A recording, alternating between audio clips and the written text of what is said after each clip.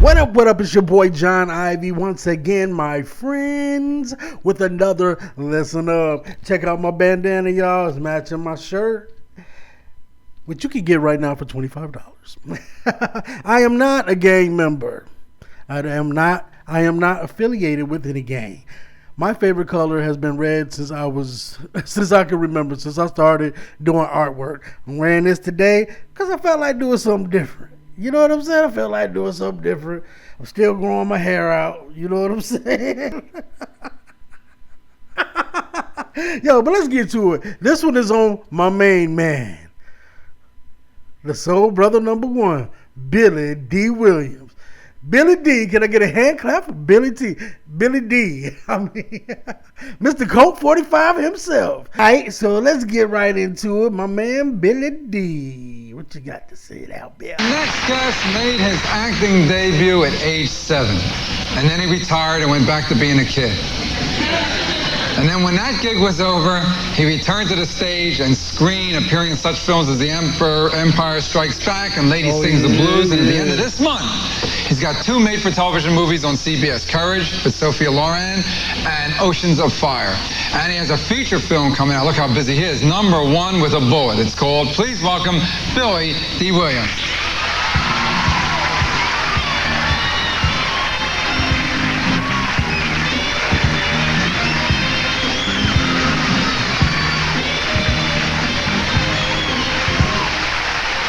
The first time William December Williams Jr. realized the power of style, he was 9 years old.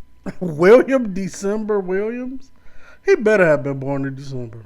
Standing in the doorway of his Harlem apartment, watching his mother knot a scarf that matched the lilac tint in her Sunday hat. Loretta Williams wasn't rich, but she treated color coordination like a survival code. When the world calls you girl, answer back with elegance, she told her twins, Billy and Loretta Jr., before escorting them to St. Martin's Episcopal on 122nd Street. Harlem in the 1940s vibrated with options for black ambition, boxing gyms, stride piano parlors, Garveyite lecture halls, but fashion threads stitched them together. Billy absorbed that lesson long before he knew words like aesthetic. If you could make people...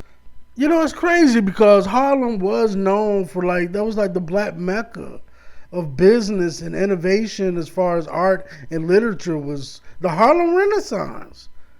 How did it go? You know, the crack era messed everything up, bro. That's why these cats, man.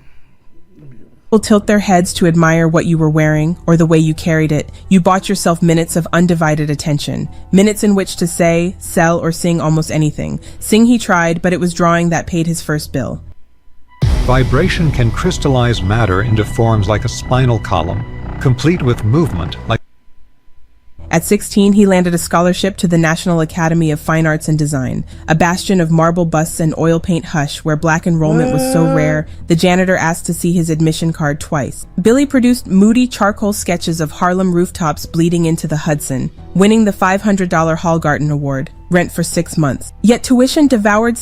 You know what I'm starting to notice about great minds in any genre, any field? They're all artists in some type of way, like studio art, paint, drawing. They all do some type of doodling in some type of way. I find that fascinating. Savings quicker than his vending machine lunches, so he auditioned for a Broadway revival of Kurt Weill's The Fires of St. John on a Dare. The director needed a tall Negro youth for a single line. Billy delivered that line with such a veneer of casual self-assurance, the director added 3 more. He pocketed $100 per week, more than his mother made running elevators at the Savoy. Stagecraft, it appeared, could subsidize paintbrushes. He spent the rest of the 1950s toggling between canvases and chorus lines, an understudy in House of... See, I think I'm going to go with the Billy D look. I just can't get with the bro stash.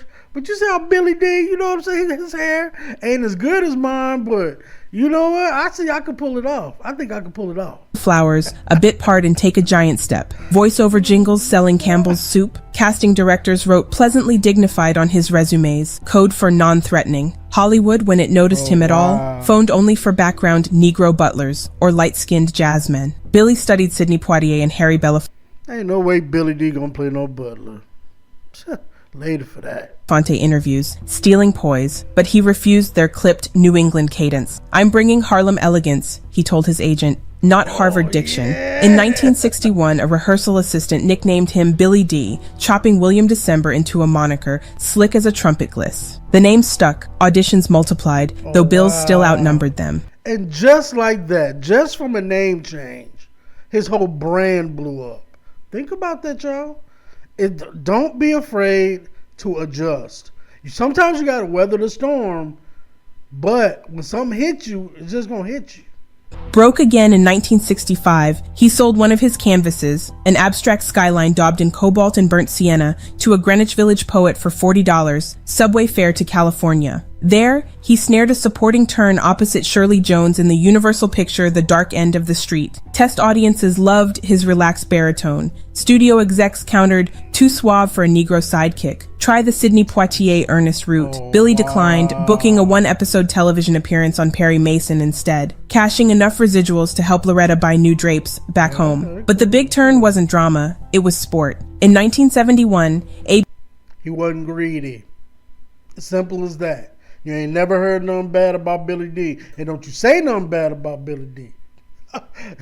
You ain't never heard nothing bad about Billy Dee. ABC greenlit a made-for-television movie about Chicago Bears running back Gale Sayers and his white roommate Brian Piccolo, who died from embryonal cell carcinoma. Network brass wanted a feel-good race friendship film in a country still unpacking the '68 riots. Billy auditioned on a Wednesday, reading Sayers' line, "I love Brian Piccolo," devoid of macho shrink wrap. A week later, he was on set trading punchlines with James Caan, who played Piccolo. When Brian's song aired that November, critics hailed it as the first male weepy. Men cried in living rooms, advertisers panicked at lost beer commercials. ABC cheered a 32 share rating. Overnight, Billy Dee became proof a black male lead could melt mainstream hearts. So he was the one who broke the barrier. Wow, Lando Calrissian. Without playing domestic help or angry protester. Columbia Pictures leveraged the moment, casting him as the romantic lead opposite Diana Ross in Lady Sings the Blues, 1972. Playing Louis McKay, Billie Holiday's complicated... I'm sorry, I ain't gonna interrupt too much, but I think I might watch Lady Sings the Blues tonight. I want to get more into some of these old flicks, man, and just see what the storyline was about. Get back into the story again, and not just to the punchline or to the action. I mean, I really want to get into some good theater. Like, I watched Breakfast at Tiffany's a couple years ago for the first time. And I'm telling y'all, that movie is critically acclaimed for a reason. It is. It's a very good movie.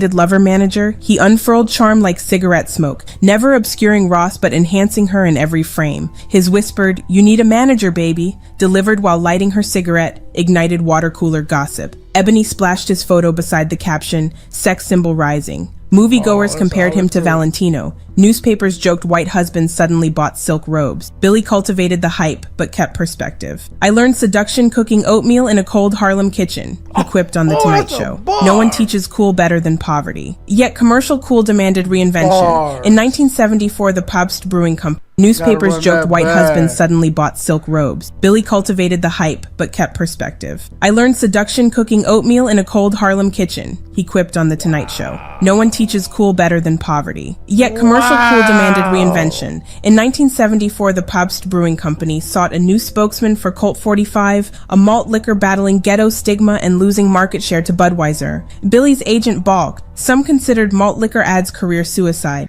I gotta stop. I'm sorry. You know me, y'all. But I don't interrupt too much. But check it. I have to point this out. He saved the company, right? They just basically said he saved the company. That has been the theme during my research lately, is that the African American dollar has saved a lot of prominent companies. And that's what I've been saying for years. Look, everybody comes up on the African American dollar except for the African American. It's got to be it got to be an explanation.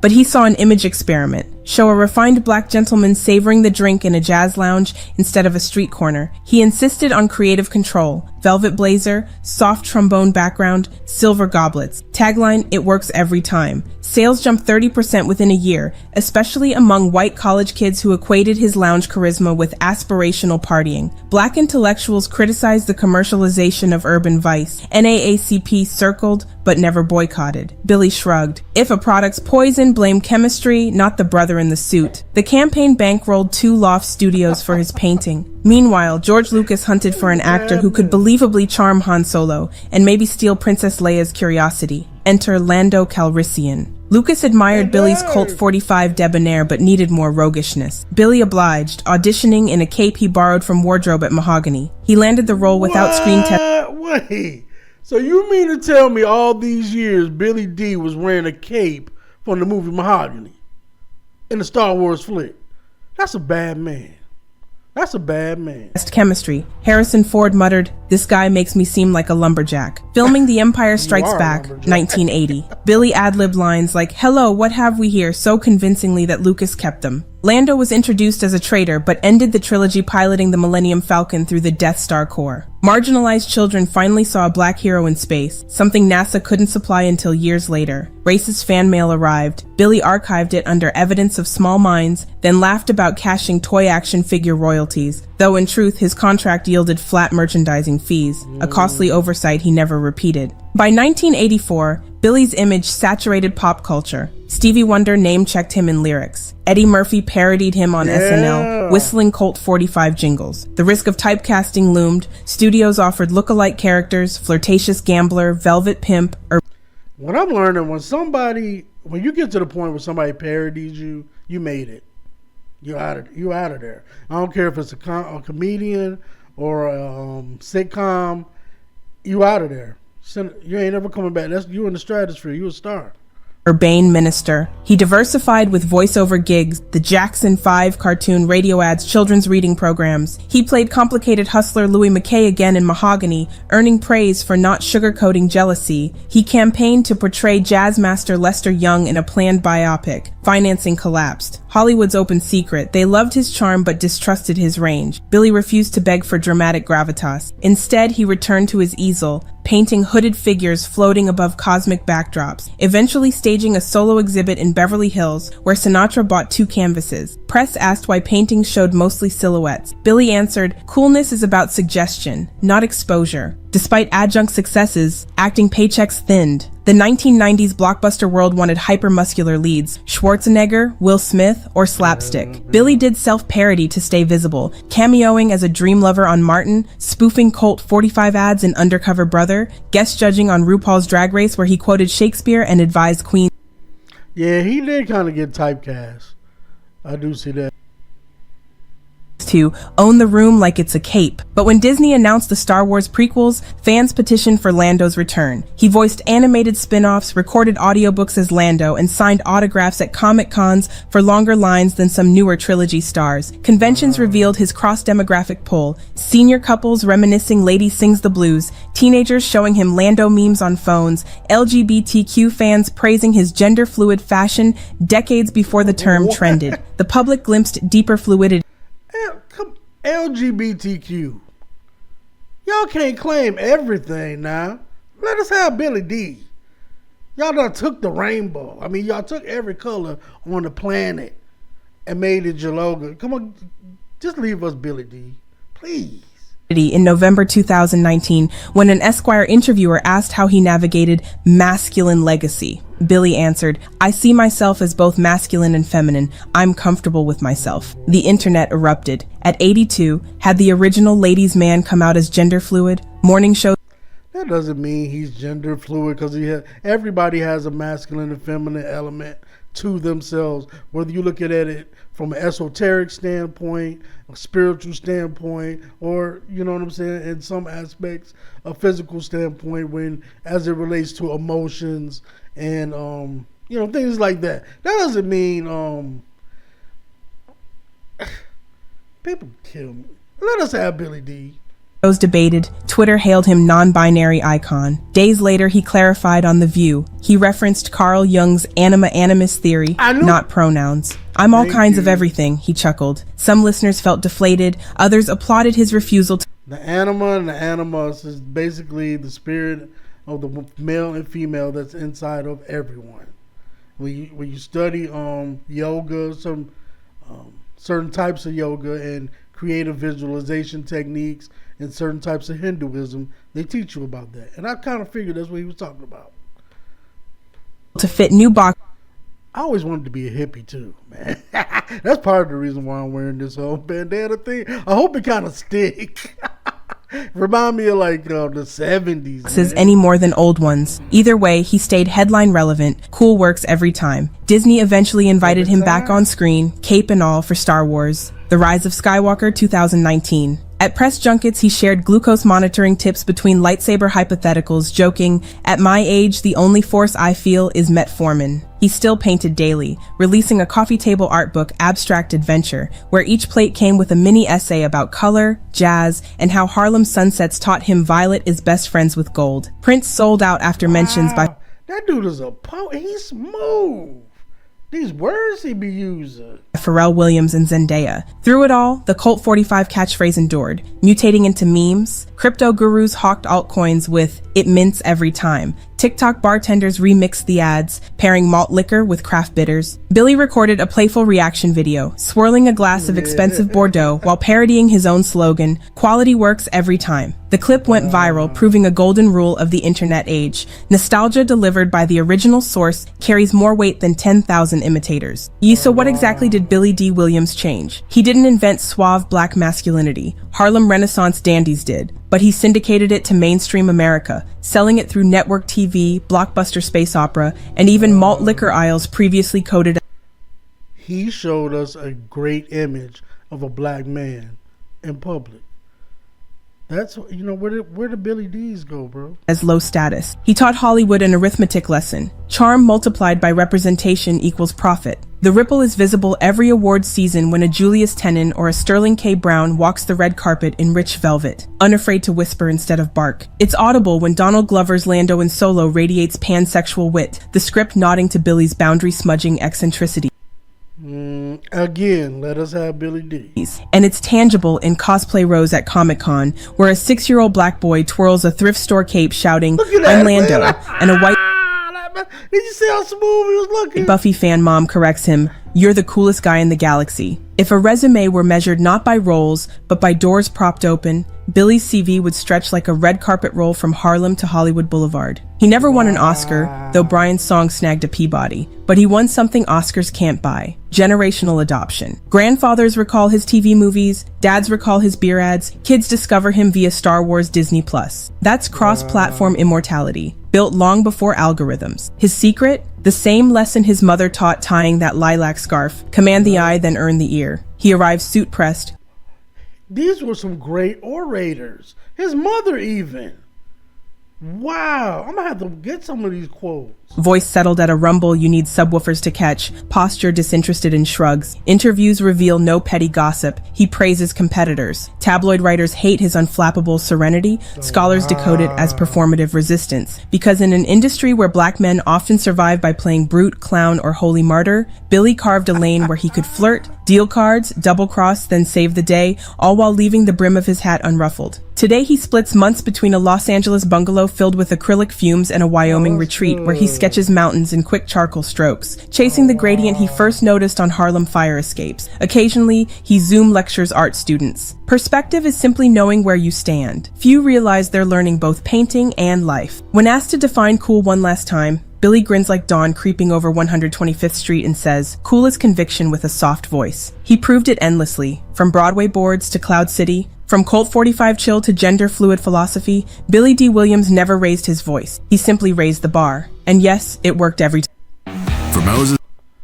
Oh my goodness. That one right there, that was a good one. That was a good one. This is one of my favorite ones so far. Only because, like I said, they used to call me Baby Billy D. But check it out. Hit that subscribe button or that like button or follow me. You know, I'm on all the platforms. I'm growing fast, man. I want to thank everybody who does tune in. And guess what? Listen up.